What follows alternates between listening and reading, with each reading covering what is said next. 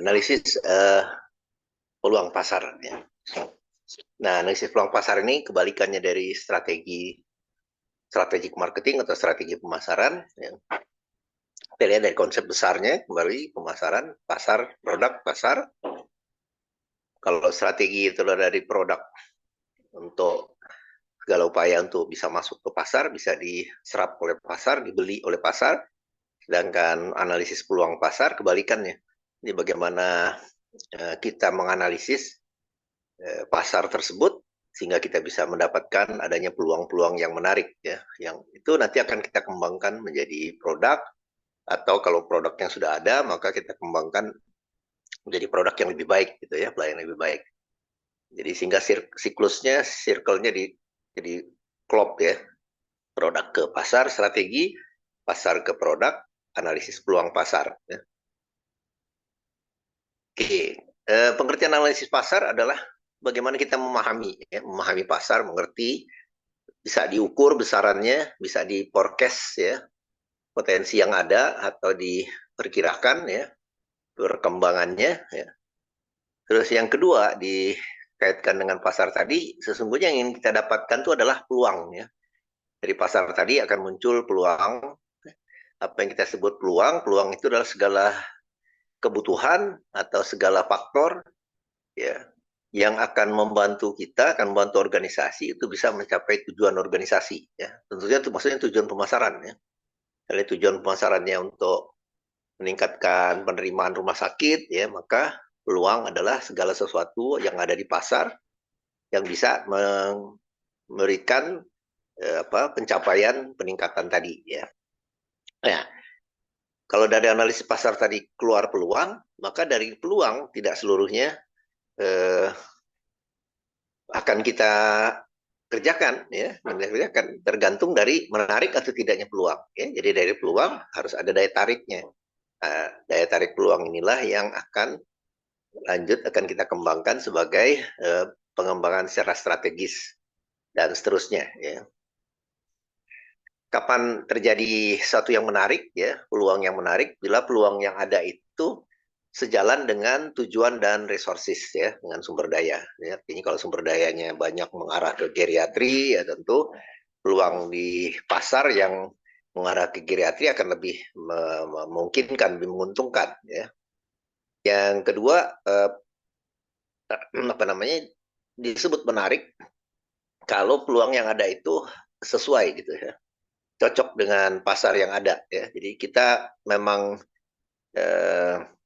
biasa ya, artinya selama ini sehari-hari juga memang kita memberikan pelayanan seperti itu, maka bila ada peluang dalam kaitannya dengan hal yang sehari-hari tadi, maka dia akan menjadi sesuatu yang menarik ya. Yang ketiga, dia menjadi menarik juga pada saat memang pimpinan ya mengarahkan ke arah hal tersebut ya. Dan ini bisa dalam 3 bentuk ya. Bisa memang betul baru, new operation, jadi belum ada, mau dikembangkan, baru dibuka. Atau yang sebenarnya kita buka pelayanan yang sebenarnya udah ada ya, tapi kita berupaya untuk menjadi lebih baik ya dari berbagai indikatornya ya. Tidak sama persis gitu ya, tapi lebih bagus dari pendahulunya ya. Kalau kata salah satu tagline-nya laptop, saya lupa itu ya. Kita bukan yang pertama, tapi kita adalah yang terbaik ya. Dia bukan yang duluan, tapi dia niru gitu ya, tapi menjadi yang terbaik dalam tiruannya ya. Nah, yang ketiga benar-benar arahan yang tiru betul ya. Sampai kerjasamanya pun IKS-nya sama mungkin ya, ke uh, pemberi jasa yang supplier yang sama ya. Nah, ini disebut me too product ya. Nah, pasar dalam pengertian pemasaran yang dimaksud adalah konsumen ya, konsumen yang real dan potensial yang akan mengkonsumsi pelayanan yang kita siapkan, yang kita berikan. Pasar akan berkembang ya, akan dipengaruhi, bisa menjadi lebih luas, bisa menjadi lebih sempit ya. Luas dan sempitnya itu bisa dipengaruhi antara lain misalnya dipengaruhi oleh regulasi. Kalaulah ada regulasi yang mengarahkan bahwa semua manajer rumah sakit itu haruslah S2 gitu ya, dan S2-nya harus Urindo, maka pasar S2-nya Urindo itu nggak kebendung lagi besarnya ya. Hampir mungkin semua orang yang mau ngambil nanti ya. Jadi regulasi bisa melebarkan, regulasi bisa menyempitkan ya. Di regulasi berpengaruh. Yang lain juga teknologi. Teknologi bisa melebarkan pasar ya, juga menyempitkan dan berbagai faktor ya. Jadi kalau judul tesisnya faktor-faktor yang mempengaruhi pasar, pelayanan, hemodialisa, rumah sakit apa gitu ya. Nah, variabelnya adalah beberapa hal ini ya. Lalu kita masuk berdasarkan apa namanya Kotler ya dari definisi Kotler di sini tentang apa itu pasar. Ini beberapa apa terminologi di sini ya, mulai dari sebuah pasar, konsumen dan seterusnya. Kita coba satu persatu ya. Apa yang disebut pasar atau a market atau sebuah pasar adalah sejumlah konsumen yang potensial dan aktual untuk sebuah penawaran pasar. Ya, jadi disebut pasar itu terhadap produk ya, terhadap layanan. Jadi pasar rawat jalan, rawat inap, bedah dan seterusnya ya. Kalau pasar rumah sakit ya penjumlahan dari semua pasar tadi ya. Jadi pasar lebih mengarah kepada produk tertentu ya. Dan yang disebut pasar itu adalah konsumen yang potensial terhadap produk tadi, potensial dan aktual ya. Dan konsumen itu siapa? Konsumen yang mengkonsumsi ya. Bermacam-macam ya, tentu tergantung dari produk dan jasanya. Dan kita sebut penawaran pasar atau produk adalah segala yang ditawarkan, produk, jasa, perilaku, dan seterusnya, itu disebut penawaran pasar. Ya. Dari level konsumen sendiri itu bertingkat-tingkat ya, mulai dari konsumen kita sebut suspek ya, mereka yang belum menggunakan, belum tertarik, tapi kita duga dia bisa saja menggunakan ya. Dua, prospek, ini mulai bertanya ya, mulai awareness kalau tingkat perilaku, AIDA, awareness, intention ya, mulai awareness ya. Nah, kalau user satu kali menggunakan, kalau customer dua kali atau lebih, ya klien dua kali atau lebih, atau customer ditambah advokasi, rekomendasi dan seterusnya. Ya. Baik, kita mulai satu persatu konsep pasar menurut Kotler ya. Yang pertama, Kotler menyebutkan disebut pasar potensial. Ini dikaitkan dengan survei ya. Survei untuk mengukur besaran pasar.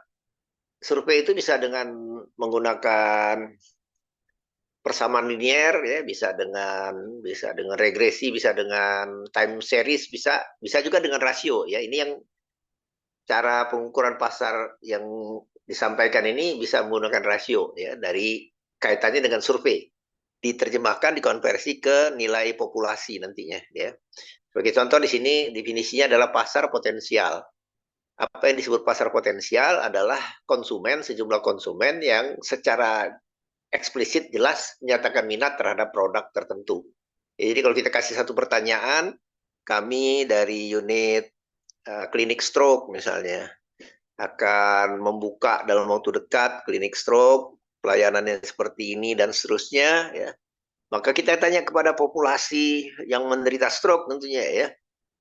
Apakah Anda tertarik untuk menggunakan pelayanan klinik kami gitu ya. Nah, kalau dia bilang tertarik, itu dia kita kategorikan sebagai pasar potensial. Jadi kalau kita survei 100, 60 bilang tertarik, maka pasar potensial kita 60%. 60% itu, angka itu, nanti kita konversi ke populasi. Populasi orang yang menderita stroke. Ya. Nah, ternyata definisi ini awal sekali ya. Karena minat ini artinya dia baru awareness ya, aware aja ya. Nah, baru butuh persyaratan lagi yang kita kategorikan sebagai pasar tersedia atau available market. Definisinya adalah pasar potensial tadi, artinya punya minat, ditambah kemampuan dia membayar, ditambah dengan punya akses. Ya. Kemampuan membayar itu tidak selalu harus pribadi, ya bisa dibayari asuransi, dibayari oleh keluarga dan seterusnya. Sedangkan akses adalah dia bisa mencapai pelayanan tersebut. Ya. Dua hal ini. Maka kalau dari dua hal ini termasuk ya dua variabel ini, maka dia kita kategorikan pasar tersedia. Jadi setelah kita nanya ke populasi tadi, kita tanya ke responden tadi bahwa ada 100 responden kita tanya yang berminat, Ada 60 yang berminat. Nah, dari 60 yang berminat kita tanya, ini syaratnya untuk menggunakan klinik stroke tuh begini loh, tarifnya berkisar segini dan seterusnya ya. Dan lokasinya di sini, jamnya di segini, memungkinkan nggak? Nah, dari 60 tadi, berapa yang tersisa ya? Apakah sama 60 misalnya ya? Nah, kalau ternyata di bawah 60, misalnya turun jadi 40, maka berarti available marketnya dalam 40%. Lalu terjemahkan ke populasi penderita stroke ya.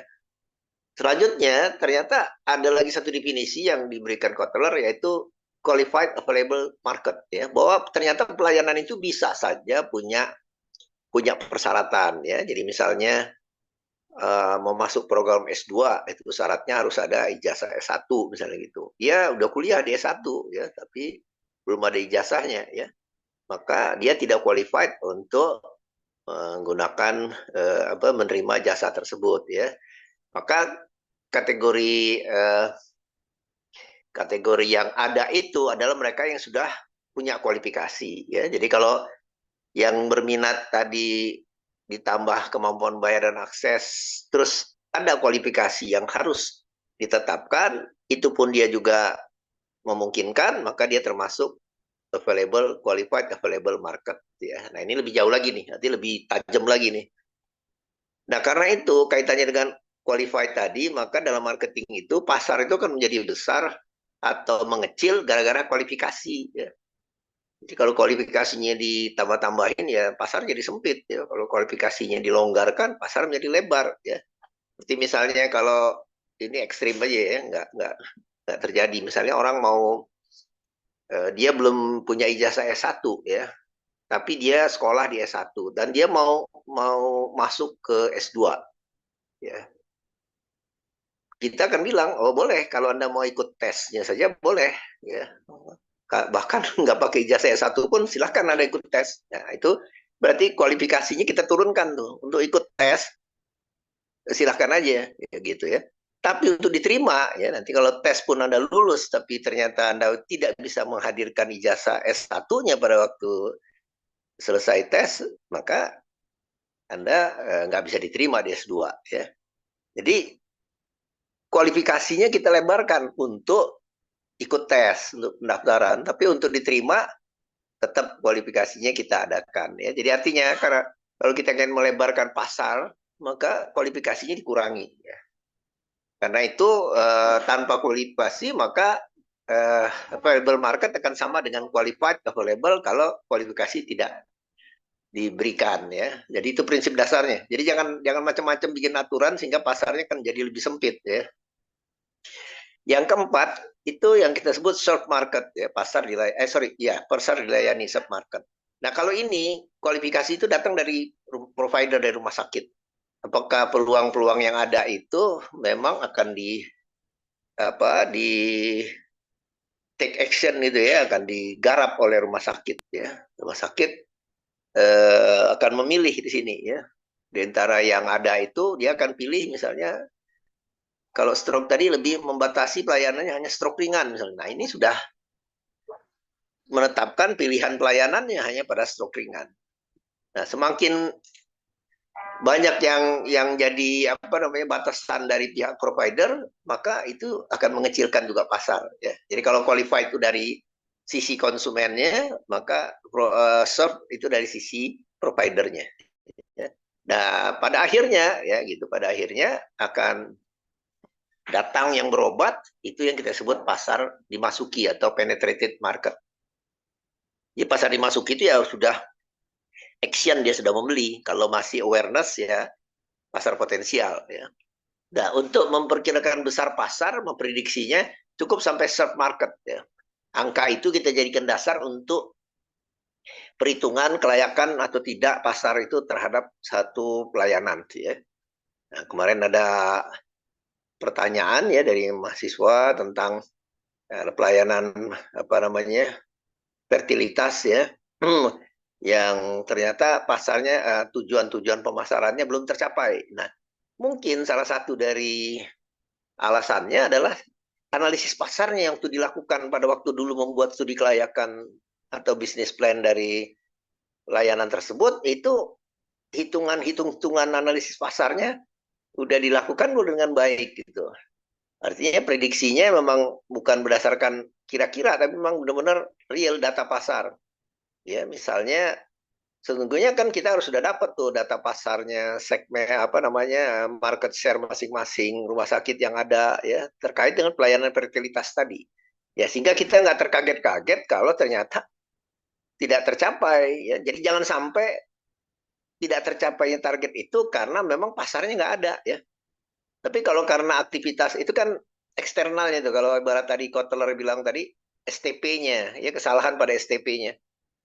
Nah, tapi kalau STP-nya ternyata memang real pasarnya ada, maka apa upaya kita ada di operasionalnya di 4P-nya atau di 7P-nya ya.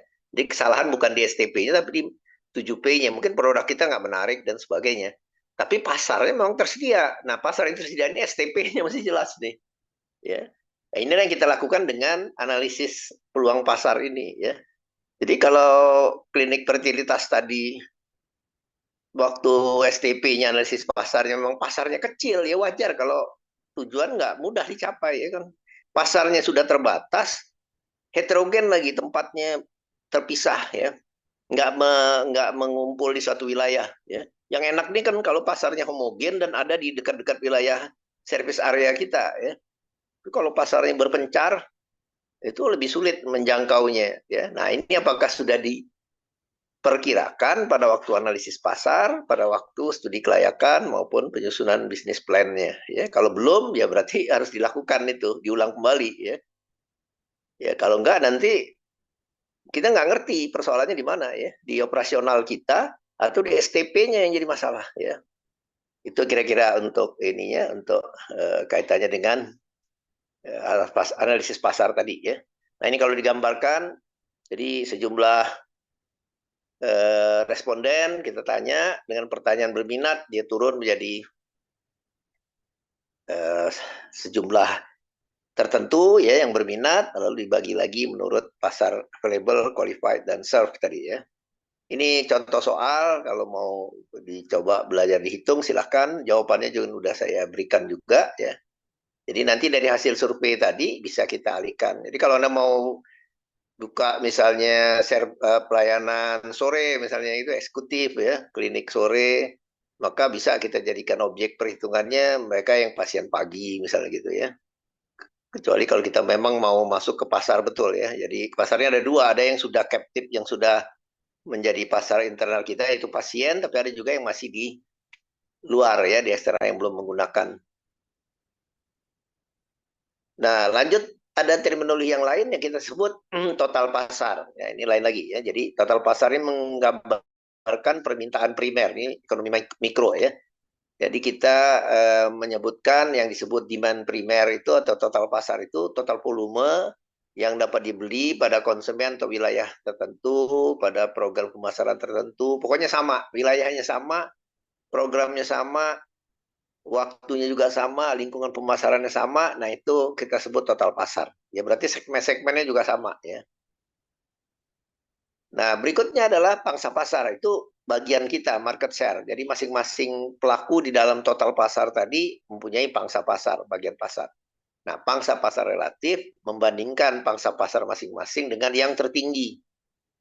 Tentu yang tertinggi karena banding dengan dirinya sendiri, maka nilainya jadi 1. Ya. Ya, ini tadi mengulang tadi, ya, market share, lalu relatif market share. Apa yang kita harapkan dengan melihat peluang pasar adalah kita ingin melihat peluang bisnis di setiap segmen tadi ya. Jadi kita lihat peluangnya, kita bikin segmentasi dulu, nanti kita lihat nih segmen umur sekian, berdasarkan umur ya, segmen penghasilan sekian, apa aja peluang yang bisa kita dapatkan ya. Nah, lalu peluang itu diukur besarnya ya, kemungkinan profitnya dan sebagainya ya. Lalu kita ukur juga potensi dari pasar tersebut ya. Tadi potensi profitnya, siklus hidup dan sebagainya. Kita lihat juga potensi pasar itu. Akan berkembang nggak kira-kira ya. Ya, tentu kita harus punya referensi yang lain ya. Misalnya kalau hemodialisa, tentu kita akan lihat perkembangan dari penyakit itu sendiri ya. Sorry, dari pelayanan yang diberikan ya. Jadi apakah orang gagal ginjalnya akan semakin meningkat dan seterusnya ya. Terus dari besaran dari morbiditas itu tergantung dari pelayanan yang kita akan berikan ya. Teknik yang kita gunakan dalam menentukan peluang pasar ini adalah dengan analisis permintaan, lalu melihat kemungkinan pertumbuhan lanjut dan melihat daur hidup produk ya, life cycle. Yang pertama, analisis permintaan dulu tadi sudah kita mengulang di sini bahwa demand produk atau total sales kita sebut sebagai total pasar, wilayah tertentu, area tertentu, segmen tertentu dan seterusnya. Sedangkan yang selektif adalah kita yang bagian pasar kita. Terus market potensial, ya, jadi bukan potensial market sini, market potensial, upper limit of demand pada periode tertentu. Jadi tingkat yang tertinggi dari penjualan di satu wilayah dan seterusnya tadi, ya. Nah, dari kemungkinan hubungan antara tingkat permintaan dengan upaya marketing atau spending marketing, ya, dua variabel itu belanja marketing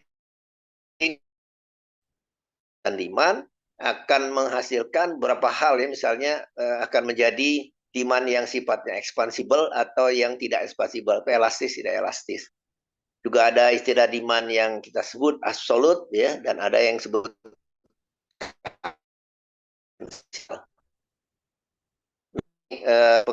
akan mudah pada gambar ini ya. Jadi yang tegak itu vertikal adalah permintaan ya, dan dihubungkan dengan spending pada marketing, maka permintaan ya, sampai pada titik yang tertinggi yang disebut current market potential CMP ya. Nah, titik nol daripada pasar dari produk layanan kesehatan biasanya tidak berhimpit dengan titik nol dari kurva ini ya, dari gambar ini. Karena bagaimanapun juga produk layanan kesehatan itu sudah umum, familiar, kecuali produknya baru betul ya. Maka titik nolnya tidak berhimpit. Nah, jarak antara Q0 sampai QM puncak dari current market potensial itu adalah kemungkinan ekspansinya, expansible atau non expansible. Semakin jaraknya semakin jauh, maka dia semakin expansible. Semakin jaraknya pendek, dia non expansible atau tidak elastis.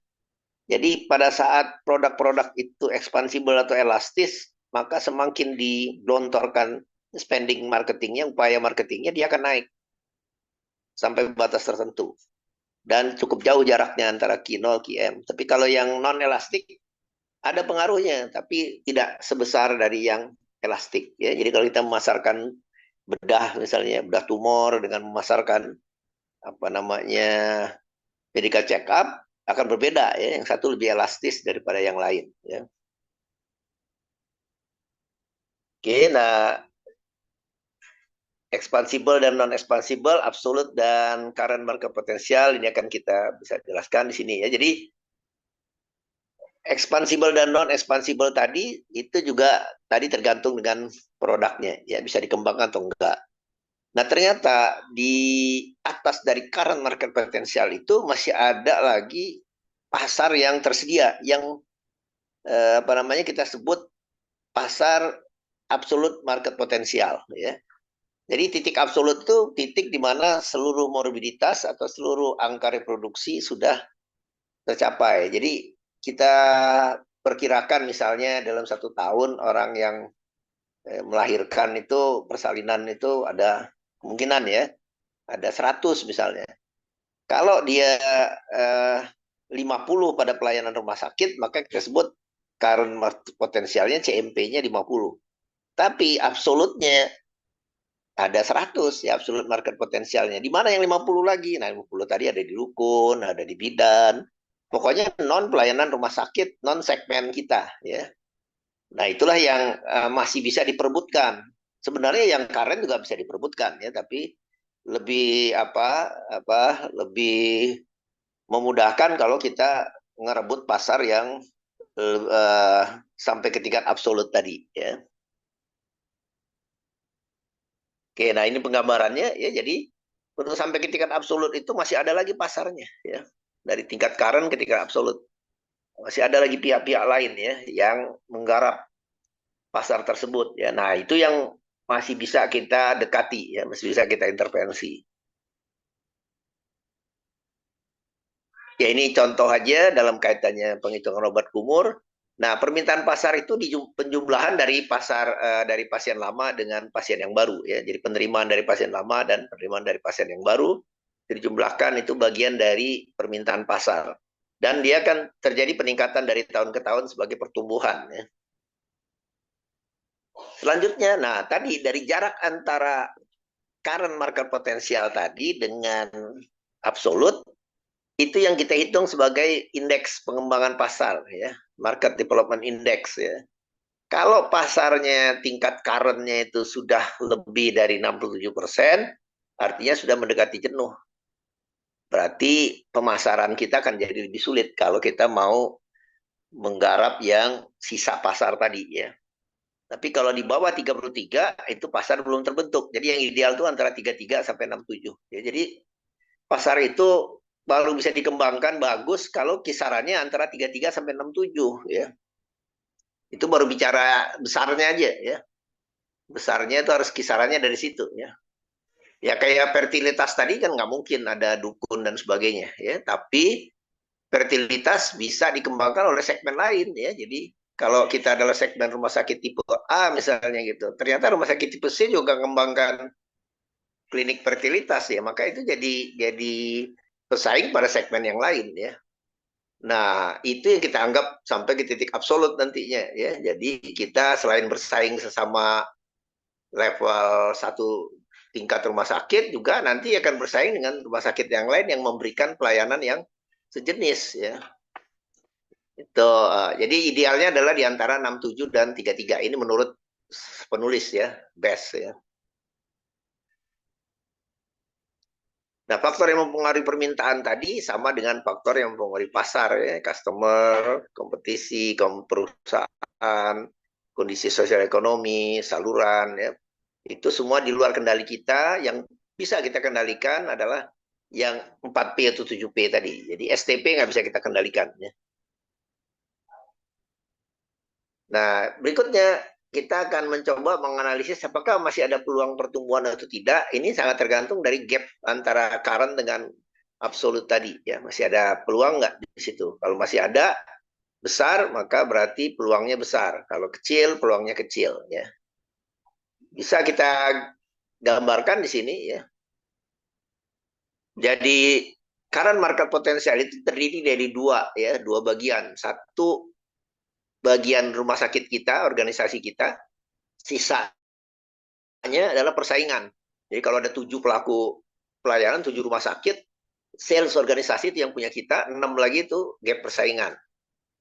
Prinsip dasarnya pada yang punya kita lakukan retensi, ya, pertahankan dan sampai beralih. Pada yang sisanya yang pesaing yang lain kita lakukan penetrasi, ya, dengan persaingan tadi, ya. Kita secara nggak langsung kita melakukan penetrasi, ya, terhadap pesaing tadi. Nah, itu puterannya masih pada CMP. Jadi kalaupun ada yang beralih, ada yang turun, ada yang naik, ya itu tukar menukar aja, ya, antara gap persaingan dengan sales organisasi. Sales organisasi naik ternyata itu hasil dari apa, pasien dari rumah sakit lain yang beralih gitu, ya. Nah, selanjutnya kalau kita ingin menggarap ke titik absolut, maka ada 3 gap lagi yang kita harus tutup, ya. Itu yang disebut gap utilisasi, gap distribusi, gap lini produk, sehingga dengan menutup 3 gap ini akan bisa mencapai titik AMP-nya atau absolutnya, ya. Yang pertama, ya, di atas sekarang itu ada gap utilisasi. Ini dulu yang kita perbaiki, ya. Kita dorong supaya mencapai titik absolut. Yang pertama non-user. Jadi berarti yang mereka yang belum menggunakan pelayanan rumah sakit, ya. Contohnya tadi antenatal care, kita ambil contoh misalnya. Yang user ya tentu yang sudah antenatal care di rumah sakit. Ternyata masih ada yang antenatal care-nya di bidan dan sebagainya. Nah, itu yang kita intervensi, kita pengaruhi supaya dia non-user yang rumah sakit, ya. Artinya di situ, ya. Dia user terhadap pelayanan ANC, tapi dia non-user untuk rumah sakit. Berarti dia pasarnya di luar pasarnya rumah sakit, ya. Nah, yang non-user ini dipengaruhi dulu supaya menjadi user, ya. Jadi yang tidak antenatal care, dia antenatal care. Lalu user ini misalnya 4 kali, dia cuma sekali, ya. Nah itu didorong supaya dia gunakan full 4 kali, ya. Light usage adalah pada setiap antenatal care ternyata ada sesuatu yang harus dia spending, ya. Misalnya ikut senam, ikut ini, beli ini dan sebagainya. Nah itu ternyata walaupun dia 4 kali antenatal care-nya komplit, tapi ternyata dia nggak menggunakan layanan atau produk dari rumah sakit, ya, misalnya beli obatnya di luar, senamnya di luar dan sebagainya, ya. Nah yang light usage ini harus didorong menjadi heavy usage, ya. Kalau gap utilisasi sudah kita maksimal upayakan untuk menaikkan cakupan pasar kita tadi, maka kita lanjutkan dengan gap distribusi. Gap distribusi ini antara lain cakupan kita perluas dengan penetrasi ke yang pemberi pelayanan yang lain, ya. Lalu intensitas outlet kita, ya, jam buka, jam pelayanan, ya, itu mau kemudahan aksesnya, ya, intensitas. Lalu juga space dan lokasinya semakin luas, ya.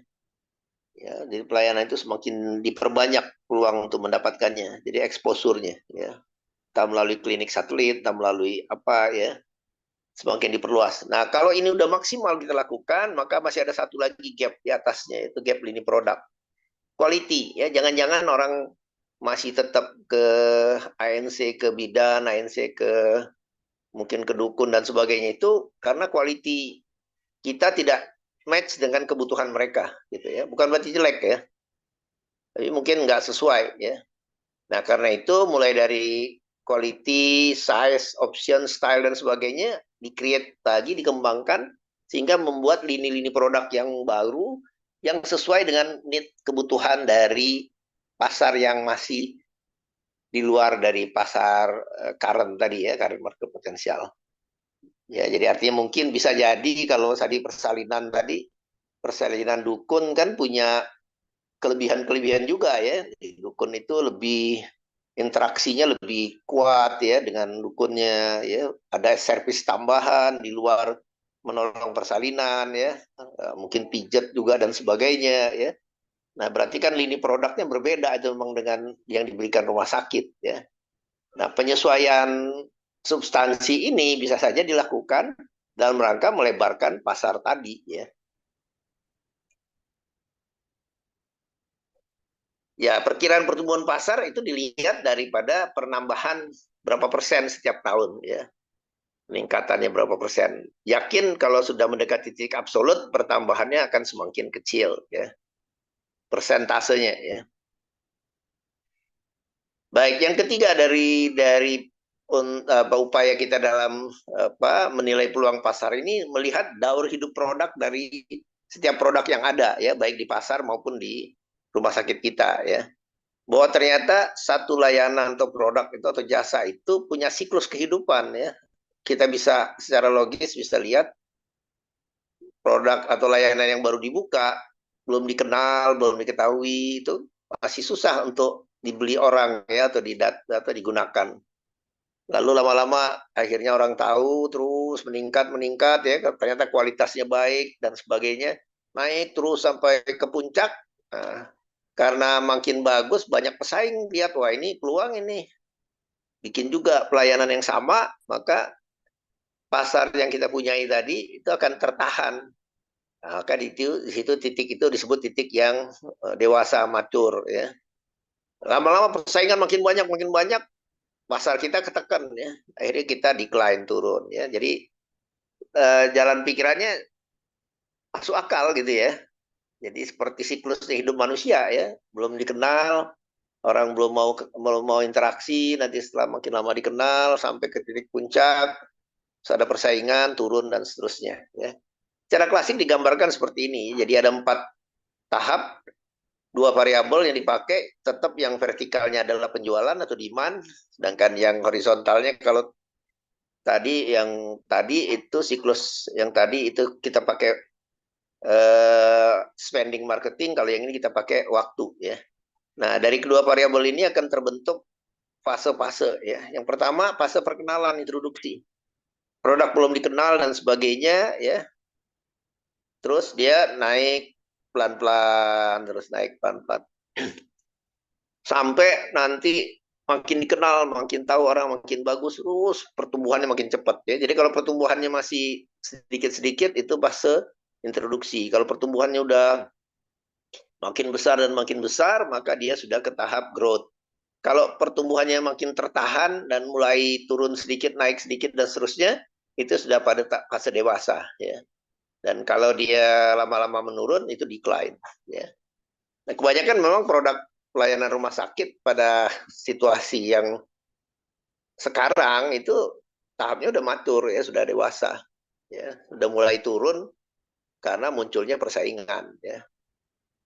Nah, bentuk fase ini, siklus ini yang klasik ya, yang artinya sesuai dengan pemikiran kita tadi ya. Tapi bisa terjadi ada produk yang introduksinya nggak pernah mencapai growth ya. Jadi pasiennya ya satu, satu, dua gitu aja terus ya sampai. Tapi juga nggak mati-mati juga, nggak decline juga, dia segitu-segitu aja ya. Ada juga yang sifatnya kayak apa namanya, kayak spike gitu ya, kayak jarum apa, kayak ya kayak spike gitu ya, runcing. Artinya introduksinya naik, cepat growth langsung meledak, habis itu jatuh lagi terus ya ke bawah. Itu pakai diskon biasanya, pakai gratis. Jadi pada waktu digratiskan, introduksi lompat langsung growth, langsung setinggi-tingginya. Habis itu begitu gratisnya hilang, turun lagi setinggi-tingginya. Ya. Ada yang osilasi sifatnya.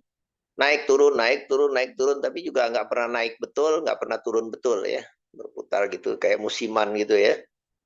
Nah jadi setiap produk rumah sakit harus dipotret ya siklus hidup produknya sudah pada taraf apa ya karena ini akan menyangkut strategi yang kita terapkan ya karakteristiknya ya misalnya pada tingkat penjualan laba pesaing dan sebagainya pada introduksi pesaing sedikit ya lama-lama bertambah dan seterusnya. Nah karena itu kalau produk yang kita lepas itu produk yang sudah umum begitu masuk pesaingnya udah banyak ya. Itu kalau di strategi laut biru, laut merah itu ya berdarah-darah maksudnya. Ya, yang bagus kata penulisnya itu ya laut biru ya, yang pesaingnya sedikit dan seterusnya. Ya itu karakteristiknya. Bagaimana strateginya? Begitu juga ya strategi pada saat introduksi misalnya kualitas harus dijaga, promosi harus luas. Tarif bisa mulai dari bawah, bisa mulai dari atas ya, harga tinggi atau harga tergantung tujuan kita ya. Lalu pada fase pertumbuhan, promosi mungkin agak berkurang, tapi kualitas tetap dijaga dan seterusnya. Ya, jadi setiap fase itu akan punya strategi masing-masing. Ya. Nah, selanjutnya dari 3 tool tadi, kita akan coba tarik peluang yang mungkin muncul di antaranya. Ya. Nah, itu di antaranya kita harus melihat dulu secara umum bahwa peluang itu kalau menurut Ansoff bisa terjadi dalam bentuk penetrasi pasar pada produk yang saat ini dan pasar saat ini juga ya bisa berbentuk development pada pasar yang saat ini tapi produknya baru atau bisa juga produknya tetap sama tapi pasarnya dikembangkan maka pengembangan pasar bisa juga diversifikasi ya. Nah ini tergantung kita pada posisi mana sekarang ya. Dari 4 tipe dasar tadi bisa juga kita lihat kemungkinan ada terobosan-terobosan peluang yang muncul, yaitu dengan melihat bahwa produk kita sulit untuk ditiru. Ya. Ya, jadi produk yang sulit untuk ditiru itu bisa menjadi peluang ya, jangka panjang. Atau dari level persaingan, bahwa kita punya keunggulan daya saing setiap produk tadi. Ya. Entah teknologinya, entah servisnya, entah keperawatannya, entah harganya, ya, pokoknya punya keunggulan. Ya. Atau bisa juga kita memonopoli pelayanan yang niche tadi ya pada pasar yang kecil ya. Atau pasar pangsa pasar kita gede ya. Sehingga orang nggak bisa mudah menyaingi ya. Dan bisa juga ada peluang-peluang yang memang menarik di dalam pasar ya. Nah, dari semua peluang tadi kita bikin listing ya, kita bikin daftar apa aja sih peluangnya ya. Nah, dari segi itu baru kita lakukan matching, ketemu, pencocokan dengan produk market screening kriteria. Jadi ada kriteria screening. Itu Itu bagian dari evaluasi, diketemukan dengan peluang. Sementara screening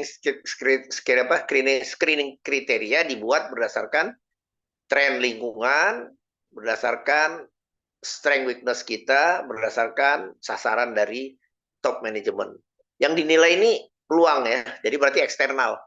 Berarti salah satu dari kriteria kita adalah kemampuan strength dan kelemahan kita ya. Juga sasaran dari pimpinan. Nah, ketemu dua ini, maka terjadilah proses evaluasi. Keluaran dari evaluasi itulah yang menjadi produk peluang pasar, dan itu yang akan kita kembangkan dengan strategic plan, langsung jadi operational plan, gitu ya. Jadi selalu strategic plan itu dikembangkan untuk produk-produk yang memang muncul dari peluang pasar, ya. Jadi upaya marketing mencari peluang terus ini ya. Setelah peluang ada, kembangkan strategik marketingnya, baru turunkan menjadi operasionalnya ya untuk produk tersebut. Apa aja kriteria screeningnya? Kuantitatif bisa kita lihat peningkatan penjualan yang bagus ya dari tahun ke tahun, persennya nambah. Bisa dari titik balik modalnya ya. Bisa dari return investmentnya ya. Kualitatif bisa kita lihat dari persaingan yang ada, dari resources kita, dari pengenalan pasar ya, otomatis tentu dari need dan wants ya. Kalau dirinci lagi, melihat pangsa pasar keseluruhannya besar atau tidak ya, melihat pertumbuhan pasar tahunan, melihat margin profit historicalnya menguntungkan atau tidak ya, menarik atau tidak, intensitas kompetisi kalau yang udah padat banget ya nggak menarik ya, kebutuhan teknologi yang terlalu tinggi juga cenderung tidak menarik ya. Ancaman inflasi di kesehatan yang tinggi juga nggak menarik ya. Kebutuhan resources, dampak lingkungan, dan sosial politik ya, legal isu. Baik, saya rasa itu aja untuk sesi kedua.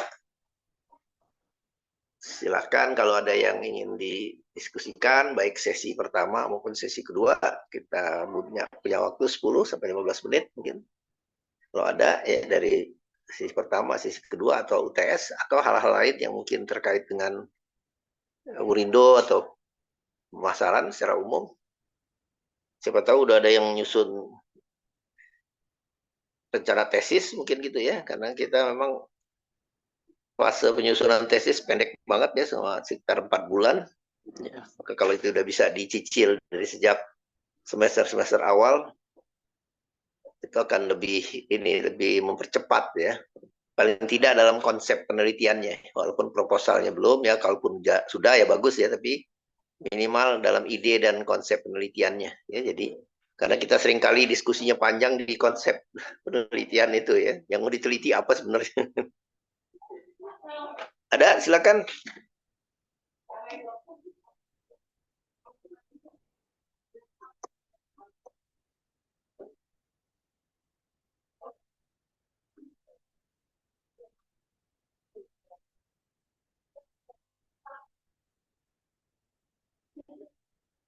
Baik, kalau belum ada mungkin ya kita cukupkan. Sebelum saya akhiri, mengingatkan kembali tadi ke ketua kelas untuk menghubungi Dr. Enrico, bisa pada pertemuan berikutnya yang ketiga, atau kalau mau lebih cepat sebelum pertemuan ketiga untuk menanyakan kira-kira UTS-nya nanti bentuknya seperti apa ya. Yang penting bentuknya dulu ya. Nah, karena kalau bentuknya ujian tulis ya tinggal belajar aja ya, berarti pada hari H-nya pertemuan keempat langsung UTS.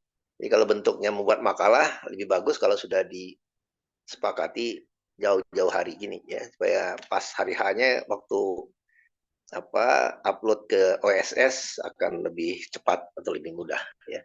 Baik, saya rasa kita cukupkan materi kita pada sore dan malam ini ya. Saya akhiri dengan selamat malam dan wassalamualaikum warahmatullahi wabarakatuh. Terima kasih untuk atensinya. Izin untuk live. Kalian ya. Terima kasih dokter. Terima kasih Prof. Terima kasih dok. Terima kasih Prof.